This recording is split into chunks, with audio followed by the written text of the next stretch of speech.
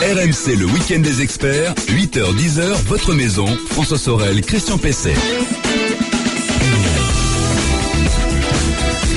Voilà, 9h11, c'est RMC, c'est le week-end des experts. Bonjour à vous toutes et à vous tous, peut-être venez-vous de nous rejoindre. Eh bien, sachez que jusqu'à 10h, c'est notre rendez-vous maison. Après, nous enchaînerons avec les GG du sport, bien sûr, comme chaque samedi et dimanche. Christian. Oui. Attention, allô.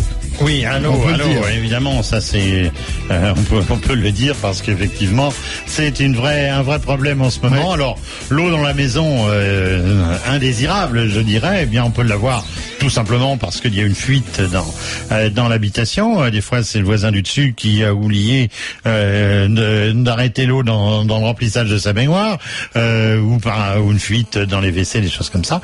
Et puis, donc, l'eau, c'est aussi malheureusement la conséquence de brutales intempéries, comme on en a connu récemment. Donc là, on a même dans la région du Gard, Montpellier, on a des épisodes pluvieux, comme on dit, oui, qui posent en plus un problème spécifique, qui est la brutalité de l'arrivée de l'eau. Parce que dans certaines régions, on avait la Bretagne l'an passé, ou en début d'année, et là, c'est une arrivée progressive de l'eau. Mmh. On peut réagir. Lorsqu'il y a des crues brutales, les rivières qui débordent, l'effet de chasse, comme on dit dans certaines rivières ou fleuves méditerranéens, eh bien évidemment, on a une arrivée brutale de l'eau avec ses conséquences. Alors on peut se demander comment on peut lutter contre cela, quoi faire quand on a un dégât des eaux important, quoi faire lorsqu'il y a une crue, comment être indemnisé. On va voir tout cela ce matin avec nos invités. Nous avons en studio Yasminka Marcourt, qui est formatrice, co-responsable de l'association Calistine, qui est spécialisée dans le conseil pour la décontamination, la rénovation, le nettoyage de ces locaux. Bonjour. Bonjour. Alors bien sûr, durant cette heure, eh bien vous pourrez poser vos questions à Christian Pesset, bien sûr, et à nos invités. Profitez-en, vous avez été victime d'inondations, de dégâts des eaux, vous voulez témoigner, vous avez peut-être aussi envie de justement refaire des travaux suite à ces inondations, n'hésitez ces dégâts pas, des eaux. Appelez-nous. 3216, maison@rmc.fr, et n'oubliez pas de nous laisser votre numéro de téléphone. Alors j'évoquais la brutalité parfois de l'arrivée de l'eau, et puis souvent l'eau arrive, on ne s'en rend pas compte, on est à l'étage et on descend le matin, on se retrouve avec 15 cm d'eau dans la salle à manger. C'est assez désagréable et il y a peut-être moyen, malgré tout, d'être prévenu lorsque l'eau commence à arriver. Et nous avons en ligne Céline Pigeon, qui est responsable marketing domotique et sécurité chez Somfy, et qui va nous dire qu'il existe des détecteurs d'inondation qui peuvent être couplés à un système d'alarme. Bonjour. Céline Pigeon. Bonjour. Alors ces détecteurs, c'est pas nouveau parce que ça existait depuis longtemps, mais essentiellement associés à la machine à laver, la vaisselle ou le linge. C'était des systèmes ce sont des systèmes qui existent toujours, anti-débordement en quelque sorte. Mais là, c'est quoi ces détecteurs d'inondation? Comment ça marche? Alors en fait, un détecteur d'inondation, c'est un dispositif de prévention contre les dégâts des eaux ou les inondations. Oui. Et ils ont pour objectif de détecter très rapidement toute présence anormale d'eau dans une maison ou un appartement et de prévenir l'occupant. Alors concrètement, c'est fait comment ? Alors c'est fait. Il y a deux types de détecteurs en fait. Un premier type de détecteur qu'on appelle autonome, c'est un boîtier tout simplement qu'on va poser par terre. Un peu comme un détecteur de fumée, quoi. Mais pour l'eau. C'est pas tout à fait comme un détecteur de fumée, mais l'objectif est un peu le même, c'est-à-dire celui d'alerter les occupants. Donc on a un petit boîtier qui se pose par terre, dans lequel le détecteur, la sirène et la sonde sont intégrés. Et en fait, dès que le liquide s'introduit dans le boîtier, le système est actionné et une alarme retentit dans la maison. D'accord, mais si vous avez une alarme, pardonnez-moi l'expression, mais qui gueule dans la cave et que vous êtes au premier étage, vous avez peu de chances de l'entendre, non? Alors exactement, c'est pour ça que ce type de détecteur n'est pas forcément celui qu'on va recommander. Ce qu'on recommande, ce sont plutôt des détecteurs qui sont inclus dans un système plus global de sécurité à la maison, un système d'alarme. C'est l'offre que propose Somfy, et en fait, dès que le niveau commence à monter dans la pièce et qu'il atteint la sonde du détecteur, un signal est donné à la centrale d'alarme, et du coup, la sirène va se déclencher dans la maison, mais aussi, et j'allais dire surtout, le système va envoyer un SMS au propriétaire de l'alarme qui peut du coup être averti et réagir immédiatement pour prendre les précautions nécessaires. Donc, alors, quand vous dites s'il est à qu'il peut... l'étage, s'il est chez des Oui. amis, s'il est en vacances, il va pouvoir intervenir très rapidement pour protéger sa maison. Ou faire intervenir, quoi, parce que s'il est s'il est à l'autre loin, bout de ça la va être un France, peu compliqué. mais il aura au moins l'information, quoi. Il pourra faire intervenir éventuellement un service Mais est-ce que d'urgence. c'est pas, Christian, est-ce que c'est pas un peu trop tard déjà lorsqu'on a cette information? Ben, c'est pas trop tard, c'est évidemment tard, mais j'allais dire vieux motard que j'aimais, hein, comme il vaut mieux malgré tout savoir que ça commence à monter et réagir en allant chercher. Si vous avez une cave et que l'eau commence à se remplir, vous avez éventuellement la possibilité de mettre une pompe en marche. Le mieux, ça sera encore qu'elle soit à détection automatique. Yasminska. Oui, justement, il vaut mieux commencer à évacuer l'eau très rapidement plutôt que d'attendre que ça atteigne 1 mètre, parce qu'à ce moment-là, on a des problèmes de pression sur les bâtiments. Oui, il faut faire ça attention, malgré tout, il faut faire attention justement aux dangers que cela peut aussi impliquer, hein, le fait si vous parliez tout à l'heure des crues qui peuvent arriver très très vite et le niveau de l'eau monter très très vite. Oui. Il faut pas aussi qu'on se retrouve piégé par exemple. Alors, Céline, ce détecteur-là, il est quand même lié, j'imagine, à une box. Alors, il est lié effectivement à un système d'alarme. Oui, parce que il faut quand même aussi que s'il y a de l'eau, ça disjoncte. Est-ce que ça ne met pas à out votre détecteur? Alors non, parce que les systèmes d'alarme ont des batteries de secours qui ont une autonomie de 3 mois. Donc ça permet d'être alerté même si il n'y a plus de courant dans la maison. D'accord. Et ça coûte combien par rapport en complément, je dirais, de vos systèmes? Alors, les détecteurs ont un prix variable. On en trouve entre 50 et 200 euros en fonction de la marque et de leur fonctionnalité. D'accord. Et c'est facile à installer puisque c'est sans fil. Alors, c'est très facile à installer. En fait, vous avez simplement à placer le détecteur d'inondation à même le sol, dans les pièces où il y a des en bas de plainte. C'est pas directement sur le sol, si? Alors, la sonde, le système est composé de 2 éléments en fait. La sonde externe qui va déclencher l'alerte dès que le niveau d'eau va monter, elle est placée à même le sol. D'accord. Et ensuite, vous avez un émetteur radio qui va envoyer l'alerte, qui lui est fixé au mur à peu près 1 mètre au-dessus du niveau du sol. Très bien. Merci beaucoup, Céline Pigeon. Je rappelle, vous êtes responsable marketing de Motique et Sécurité chez Somfy. Merci beaucoup. Alors là, on évoque Somfy, mais bien évidemment, il existe d'autres systèmes équivalents chez d'autres marques. C'est ce qu'on appelle la maison connectée qui est véritablement maintenant en train de s'installer. 9h19, on revient dans un instant. Christian, on poursuit. Un spécial inondation, l'eau dans la maison, comment la combattre, comment prévenir aussi les dégâts des eaux et les inondations. N'hésitez pas à appeler nous pour poser vos questions 3216 ou maison@rmc.fr. À tout de suite. Rejoignez les experts maison sur leur page Facebook, votre maison sur RMC. RMC, le week-end des experts, 8h-10h, votre maison, François Sorel, Christian Pesset.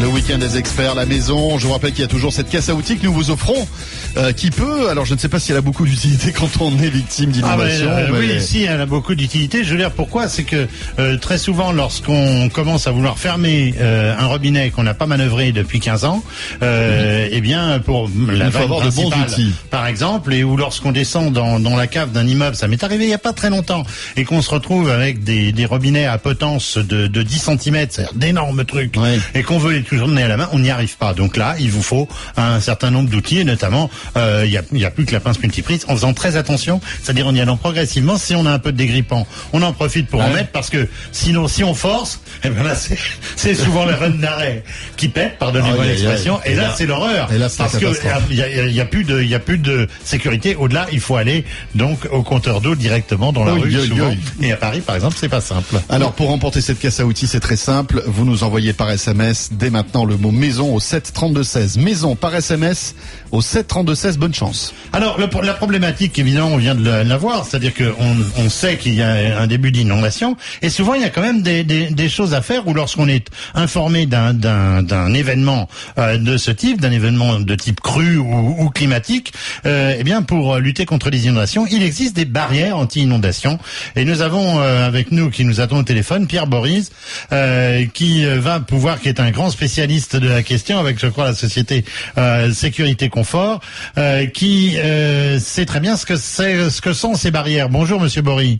Bonjour Monsieur PC, je vous remercie de me donner la parole, mais surtout j'ai une pensée pour tous les Gardois qui ce week-end encore vont nettoyer leur maison, et étant Gardois moi-même, puisque nous sommes basés à Villeneuve-les-Avignon dans le Gard, nous avons des amis aussi qui sont dans le besoin ce week-end. Eh oui, tout à fait, nous aussi on pense à eux, et j'imagine que beaucoup doivent nous écouter avec attention ce matin.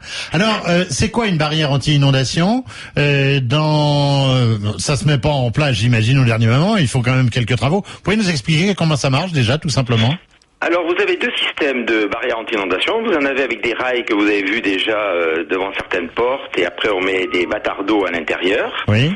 Des bâtards d'eau, ça veut dire des panneaux, quoi. Oui, tout à fait, des panneaux. Et vous avez le système aussi avec un cricoto qui va aller écraser une housse néoprène sur les montants de votre porte, qui ne dégrade pas sur l'esthétique des portes. D'accord. Alors ça, ce type d'équipement, dans un cas, il faut quand même préparer puisqu'il faut poser les rails. Dans l'autre, ça peut s'utiliser rapidement. Mais dans quel délai? C'est-à-dire, si j'ai déjà 10 cm d'eau, est-ce que ça vaut le coup de mettre une barrière pour empêcher que ça monte plus, ou bien c'est fichu et il faut vraiment les mettre en place avant l'arrivée de l'eau? Il faut les mettre en place avant. D'accord. Donc dès qu'on en est informé, ou peut-être au premier filet d'eau, il faut tout de suite les mettre en place. Oui, les gens qui habitent dans des zones sensibles sont déjà alertés par la préfecture, parce que vous avez souvent des systèmes de téléphonie, et puis dès que le moment où ils sont alertés, ils mettent le produit en place et ils sont en sécurité. Après, ils ont tout le temps de vérifier la montée des eaux et de mettre en sécurité leurs biens et les personnes surtout. Alors attention, est-ce que il n'y a pas un risque aussi de pression sur les murs? Je ne sais pas jusqu'à quelle hauteur montent vos barrières, mais est-ce que si on a une maison qui est un peu fragilisée, est-ce qu'on risque pas de prendre le toit sur la tête en laissant l'eau monter à 1 mètre avec une barrière? Tout à fait. Ça, c'est un détail que nous soulignons à tous nos prospects. Nos barrières font 68 de haut, tout simplement pour pouvoir les enjamber s'il faut qu'ils sortent de leur maison. Oui, parce que faut pas être emmuré dans sa baraque inondée, quoi. C'est déjà arrivé, malheureusement, des gens qui avaient fermé la porte, l'eau est montée des deux côtés et la personne est décédée. Oh là là. Il faut pouvoir sortir. La barrière anti-inondation est à l'inondation ce que l'extincteur est à l'incendie. Eh oui, c'est pas les pompiers, quoi. Voilà. On protège, on met en sécurité, et sinon on se sauve. Yasmine Camarcourt, vous voulez dire quelque chose là? Oui, je voulais dire que dans le cas d'inondation, après ça dépend de quel type d'inondation on va avoir à faire. Tout à fait. Parce qu'on a deux façons d'agir. Soit on résiste, soit on laisse rentrer. Et en fonction de ce qui est annoncé, eh bien évidemment ces barrières... Alors quand est-ce que je laisse entrer, quand est-ce que je me résiste? Alors je pense que on laisse rentrer quand ça va être quelque chose d'assez violent, qui va monter très très rapidement, très vite. Par contre, quand l'eau va monter très lentement et que c'est annoncé, donc à ce moment-là, on peut résister. C'est vraiment très très important, je pense, de réfléchir à ça avant. Il y a aussi la largeur des ouvertures, parce que j'imagine que c'est pas la même chose lorsqu'on a une porte de garage ou lorsqu'on a une porte d'office. Tout à fait, il y a des largeurs différentes, mais aussi après il y a un coût économique. Et moi je préconise toujours de protéger un lieu de vie qu'un garage. Car au rapport prix et risque, je préfère que la maison, la cuisine, les chambres soient bien protégées. Le garage, ce sont des biens matériels. Sinon, les gens souvent refusent de s'équiper parce que le coût d'équipement d'un garage est trop élevé. C'est sûr. Votre produit, ça s'appelle Floodgate, c'est ça? Floodgate. Comment ça s'écrit? FLOODGAT.fr. Ok. Voilà. Merci. Super Boris. On revient dans un instant. Nous aurons dans un instant Olivier aussi. Après la météo, les infos. Il a des fuites dans son sous-sol lors des grosses pluies. Justement, on évoquait tout cela. On va en parler dans un instant avec lui. Comment on peut l'aider. Puis je vous rappelle qu'à tout moment, vous pouvez nous joindre. 32-16 pour ce rendez-vous maison ou maison@rmc.fr. À tout de suite. Christian, attention, il est temps de trouver une petite question flash. En moins de 2 minutes maintenant, vous vous engagez à répondre à la question d'Albert. Nous venons d'acheter une maison et nous voudrions refaire toutes les peintures, nous dit Albert. Que pensez-vous des pistolets à peinture miracle qu'on nous propose dans les émissions de téléachat? Sont-ils aussi faciles à utiliser qu'on le montre? Alors oui, ce sont des. C'est vrai que quand on voit ces émissions de téléachat, on dit c'est génial. Ce sont ce qu'on appelle des stations de peinture. Alors ça permet effectivement ce bon résultat. Alors non, on n'y arrive pas aussi facilement qu'on le voit à la télé, tout simplement parce qu'il faut avoir le tour de main pour le bon faire, geste. le bon geste. Et ce sont des démonstrateurs habiles qui ne font que ça et qui donc savent très bien utiliser ce type de matériel. Alors tout d'abord, je dirais, pour y arriver, il faut privilégier les pistolets basse pression avec compresseur séparé. Les petits pistolets ordinaires électriques, je dirais, c'est pas mal, mais c'est pour des petites surfaces. Il faut opter pour ce qu'on appelle une station HVLP. Alors c'est haut volume d'air à basse pression. L'air est légèrement chauffé en plus, ce qui permet d'une part un séchage rapide, mais une meilleure projection de la peinture. Et puis pour réussir, il faut une bonne peinture. Ça reste la clé de la réussite. Ne pas lésiner sur le prix parce qu'une bonne peinture, c'est toujours cher. Et puis après, il faut avoir le bon geste. Alors le bon geste, c'est quoi? C'est travailler toujours avec le poignet bloqué. C'est-à-dire qu'on a toujours intérêt, on fait pivoter son pistolet. Ça, c'est le mauvais geste. Il faut bouger le bras, en fait, et pas le poignet. Il faut bouger le bras. Il faut rester bien parallèle. Donc au mur, il faut faire une première passe. C'est horizontal, c'est pas vertical. D'abord horizontal et ensuite on repasse vertical. Et on change à ce moment-là le réglage de la buse pour pouvoir justement peindre dans les meilleures conditions. Et on a un résultat parfait dans ces conditions. Le résultat est tout à fait excellent. La peinture doit être aussi correctement diluée. Appelez RMC au 3216, 34 centimes la minute, plus coût éventuel selon opérateur. RMC, le week-end des experts, 8h-10h, votre maison, François Sorel, Christian Pesset. Il est 10h25, c'est RMC, c'est le week-end des experts, c'est la maison. Et jusqu'à 10h, on répond à toutes vos questions bricolage, maison déco. Et plus particulièrement, on évoque ce matin les inondations, les dégâts des eaux. Donc allez-y, 3216, n'hésitez pas à nous appeler. Tout à fait, on est avec en studio Yasminka Marcourt, qui est formatrice et co-responsable de l'association Calicine. Elle nous dira tout à l'heure ce que c'est. On a Olivier qui nous attend au 3216. Bonjour Olivier. Oui, bonjour. Bonjour Olivier. Bonjour. On vous écoute. Je vous appelle. Moi, j'ai une maison depuis 2 ans. Donc, c'est une maison de 1930 en briques. Oui. Et j'ai un sous-sol enterré sur une partie sur lequel j'ai des fuites d'eau lors de grosses pluies qui passent à travers le mur. Alors, qui passe à travers le mur? Voilà, qui passe à travers le mur. De la partie enterrée ou de la partie aérienne? De la partie enterrée. Comme des petites rigoles d'eau, comme si on avait ouvert des petits conduits. Donc au début, quand on a acheté la maison, ça ne le faisait pas trop. Et puis l'hiver dernier, sur les grosses pluies, ça commence à le faire un peu plus. Et il y a aussi beaucoup d'humidité ambiante quand on touche les murs. Évidemment. Yasminka, qu'est-ce qu'on peut dire là donc dans cette configuration et d'une façon générale lorsqu'il y a des infiltrations? D'une façon générale, là dans ce cas-là, ça peut être différentes causes qui provoquent ça. Et la première chose, c'est de faire une recherche de fuite.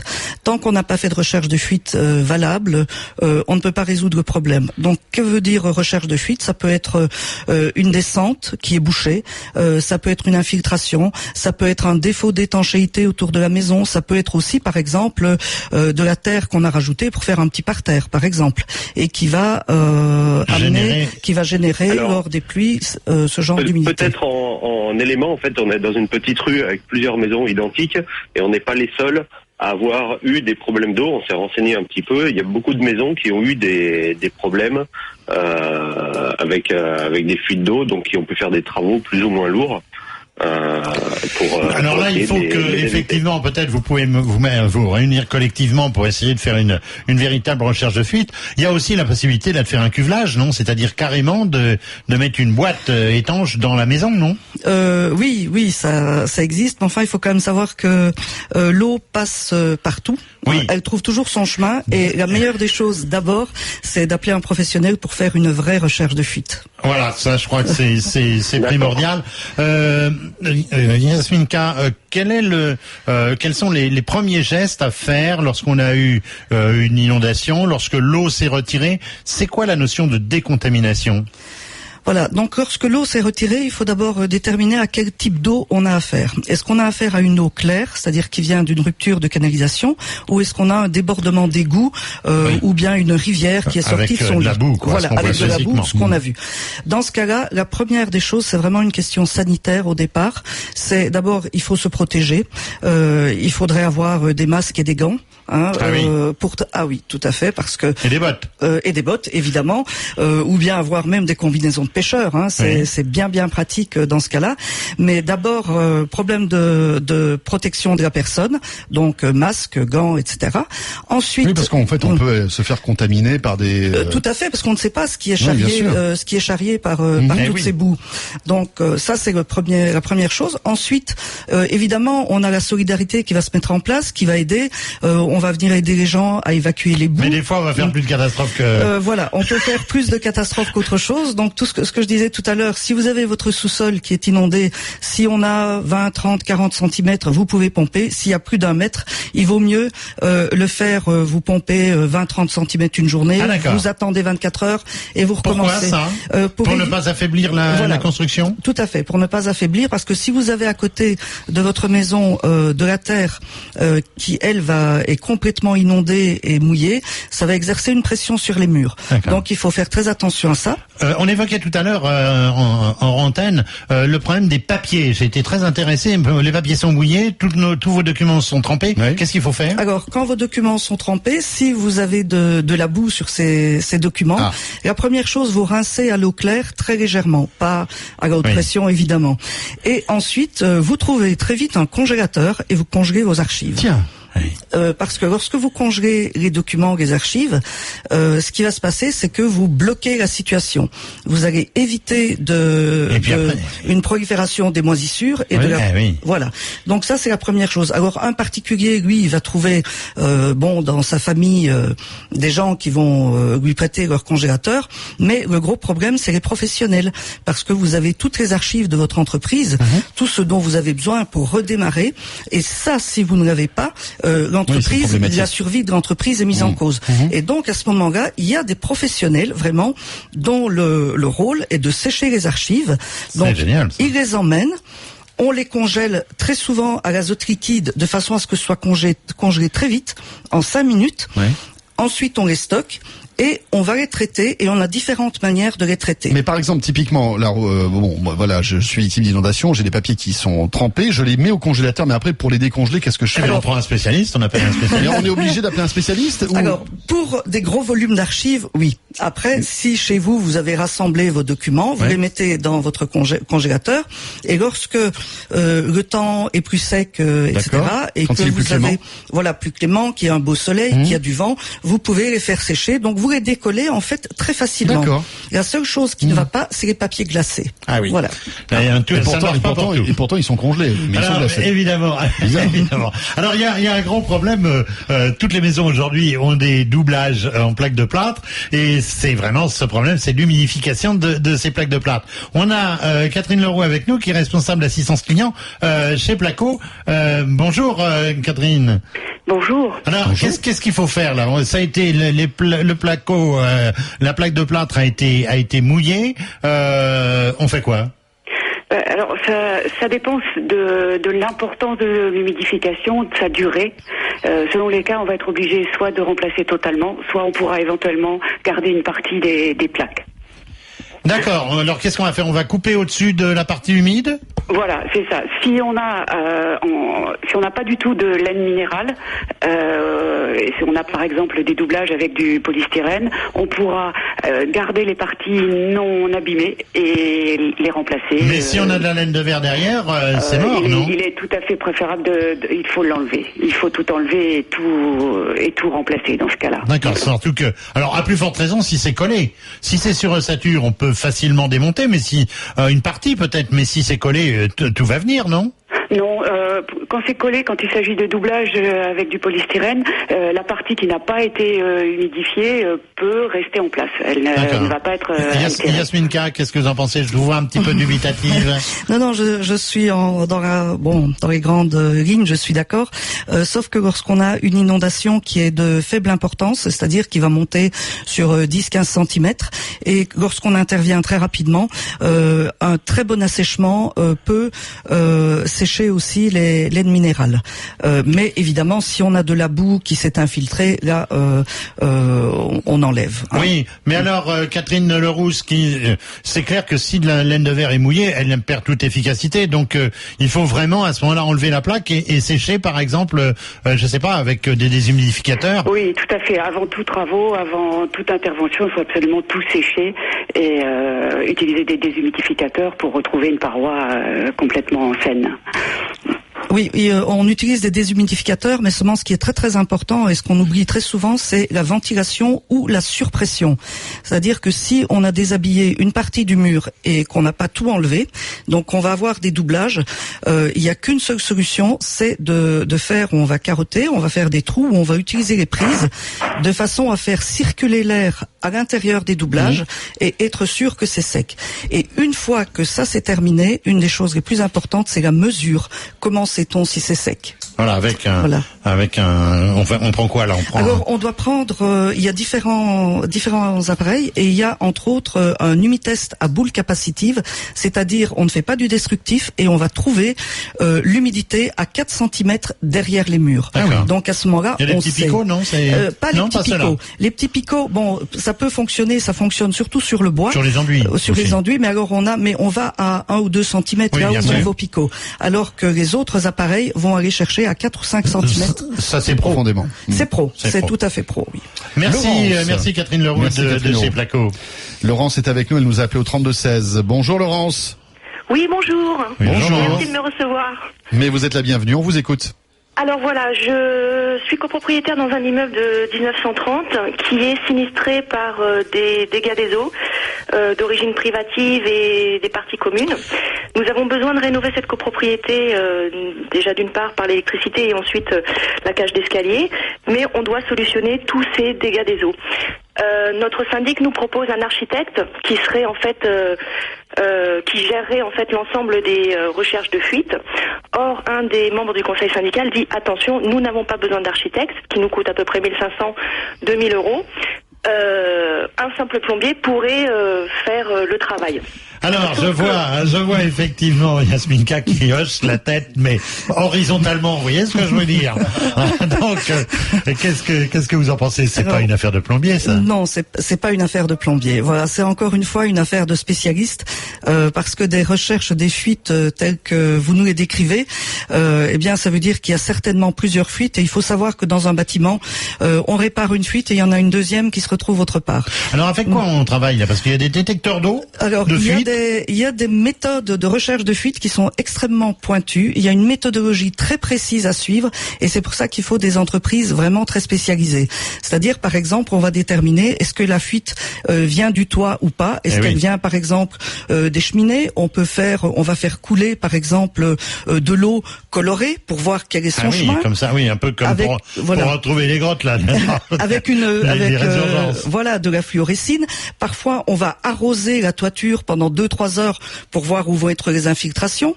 On va également aller voir les réseaux. Mais est-ce que c'est le boulot d'un architecte? Pas davantage. Non, c'est le travail d'une société spécialisée en recherche de fuite. Voilà, je reviens chaque fois au même. Une fois que ça c'est fait, après on fait intervenir une entreprise qui va sécher, qui va d'abord sécher pour être sûr, parce qu'on peut des fuites à répétition font que vos murs sont certainement saturés d'eau. Par exemple, on peut avoir des chapes qui aussi sont également saturées d'eau. D'accord. Voilà. On revient dans un instant, 9h46, c'est RMC, dernier round de notre rendez-vous maison. On va parler assurance aussi. Parfait, à tout de suite, on parle d'inondation et de dégâts des eaux, n'hésitez pas, 32-16, c'est RMC. Le week-end des experts sur RMC, votre maison. RMC, le week-end des experts, 8h-10h, votre maison. François Sorel, Christian Pesset. 9h48, c'est RMC, c'est le week-end des experts. Notez que dans quelques instants, on retrouvera les GG du sport, comme chaque samedi et dimanche matin. Christian, on termine notre rendez-vous de maison avec dégâts des eaux, inondations, et on va s'intéresser à l'assurance maintenant. L'assurance, parce qu'évidemment, une fois qu'il y a eu dégâts des eaux, il y a intervention de l'assurance, et nous avons avec nous, comme toujours lorsqu'il s'agit de ce type de problème, Philippe Lequeux-Sauvage, qui est porte-parole de la Fédération française des assureurs, on peut dire ça? Oui, tout à fait. Bonjour Philippe Lequeux-Sauvage. Alors, j'imagine que les dégâts des eaux, ça doit quand même, vous avez vous-même un cabinet, vous êtes un homme de terrain, ça doit occuper une bonne partie de votre temps, et c'est une bonne partie des sinistres, non? Oui, effectivement, surtout en zone urbaine où on a effectivement beaucoup de problèmes de dégâts des eaux, d'installations qui sont pas forcément toujours très bien entretenues, et donc ça constitue effectivement, notamment sur Paris, une grosse partie de nos sinistres. Alors il y a un délai toujours qui est normalement très court, je crois. C'est quoi? C'est une semaine entre le moment où vous détectez un dégât des eaux et on doit vous prévenir? Oui, alors effectivement, normalement, on insiste et on demande de prévenir son assureur dans un délai de 5 jours. Bon, il va se voir que c'est pas toujours très pratique parce que vous en rendez pas forcément compte tout de suite, hein, quand on a pu le voir. Des fois, ça met longtemps avant d'arriver. Donc là, les assureurs sont plutôt, je dirais, assez ouverts sur les délais. Ce qu'il faut, c'est effectivement prendre les mesures de sauvegarde et puis prévenir son assureur de manière à ce qu'il n'y ait pas de conséquences supplémentaires au fait qu'on déclare tardivement. Alors on a un auditeur qui nous attend, qui est Bilal. Bonjour Bilal. Bonjour. Oui, allô. Et vous, donc, vous allez pouvoir poser votre question justement sur le sujet. On vous écoute. Oui, allô.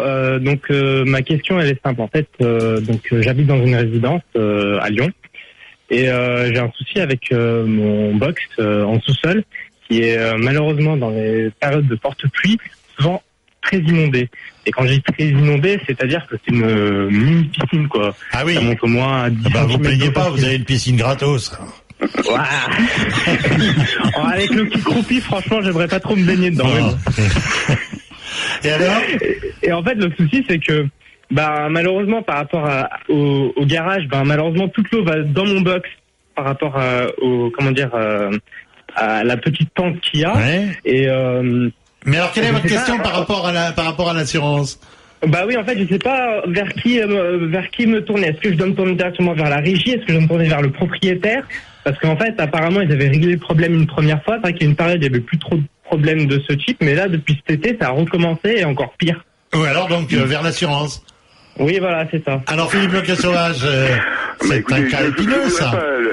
Jouer les jésuites et puis repousser ça vers les autres. Ah oui, d'accord, vous avez passé, vous l'avez battu en touche. Dans ce cas-là, on ne pourra pas faire grand-chose. Bon, on va l'indemniser peut-être une fois ou deux, voire gérer la procédure, mais c'est plus vers le propriétaire, voire vers le syndic si c'est une copropriété ou l'office d'HLM, de gérer ce genre de problèmes qui sont manifestement des problèmes récurrents et des problèmes de conception ou de construction. Oui, mais alors là, Bilal soulève un bon problème qui est là, c'est un cas vraiment extrême, celui de son garage, mais c'est aussi inquiétant dans un immeuble, lorsque vous êtes vous-même victime, par exemple, d'une vétusté des réseaux, notamment chez un voisin du dessus, il y a un moment où vous dites stop, on n'assure plus. On va effectivement indemniser une fois, 2 fois, 3 fois, et puis au-delà, on va quand même demander aux gens de faire le nécessaire. Il faut savoir qu'il y a quand même une obligation pour un propriétaire d'entretenir son bien. L'assureur est là effectivement pour intervenir quand il y a un pépin, mais il faut toujours qu'il y ait un aléa. Si l'aléa n'existe plus et qu'on est sûr et certain que tous les 2 mois on prend un dégât des eaux, l'assurance a plus à intervenir. C'est plus un problème d'assurance là. On sera sur un problème de travaux à faire par le copropriétaire ou par l'immeuble. D'accord. Philippe, nous avons Claude au téléphone. Bonjour. Oui, bonjour. On vous écoute, Claude. Voilà, j'habite à Montpellier, j'ai une maison à Mont-de-Carnon qui a été abîmée par les intempéries. Oui. Cette maison a un toit plat. Et par le toit plat, j'ai eu des infiltrations pleines dans la maison qui ont abîmé mon plafond, enfin tout ça. Et l'assurance refuse de s'occuper du toit plat. Elle me dit que ça ne le concerne pas. Philippe Le Queue Sauvage, pourquoi un toit plat ne concernerait pas les assurances? C'est un appartement, c'est une maison. Alors attendez, ne parlez pas tous en même temps. Claude, vous vouliez terminer, on vous écoute. Il y a eu un décret de catastrophe naturelle qui a été déposé à la préfecture, mais elle me dit qu'il aurait fallu qu'il y ait un avis de tempête pour qu'elle prenne en charge le toit. Ah oui, catastrophe naturelle, c'est pas avis de tempête, c'est ça? Alors, Philippe Le Queue Sauvage. Alors, effectivement, donc l'arrêté de catastrophe naturelle, qui est une décision très spécifique, qui est prise par un arrêté interministériel, va définir une zone géographique bien précise, et va définir une date, et surtout va définir un type d'élément. Ça peut être des débordements de rivière, ça peut être des coulées de boue, comme on l'a eu très récemment là-bas, et je dois d'ailleurs faire remarquer que l'État a été très efficace, parce que les arrêtés sont sortis quelques jours après, alors que d'ordinaire on attend un certain nombre de semaines, mais ça ne va concerner effectivement que les débordements de cours d'eau, ça va concerner les coulées de boue, ce genre de choses. Là, c'est la pluie. Donc la pluie, c'est plus soit de la tempête, soit un problème de dégâts des eaux qui ne rentre pas forcément dans le cadre de l'arrêté de catastrophe naturelle. Et là, on est purement sur un arrêté, sur un problème de dégâts des eaux et de contrat, et non pas d'arrêté de catastrophe naturelle. Très bien, merci Philippe Le Queue Sauvage, une fois de plus, vous avez été très clair. Merci aussi à Yasmine Camarcourt. Donc Calicine, c'est quoi? C'est une association de formation pour... Calicine est une association qui regroupe les professionnels qui travaillent après des sinistres, incendies, dégâts des eaux. D'accord. Pour en savoir plus, www.calicin, Cali comme la qualité, saint-essienne.eu. Voilà. Merci pour votre intervention. Merci. Christian, on se retrouve bien sûr samedi prochain, on sera là entre 8h et 10h sur RMC. Oui. Vous le savez, le bricolage, la maison, la déco, c'est chaque samedi sur RMC 8h-10h. Sur RMC 8h-10h. Sur RMC 8h-10h. Sur RMC 8h-10h. Sur RMC 8h-10h. Sur RMC 8h-10h. Sur RMC 8h-10h. Sur RMC 8h-10h.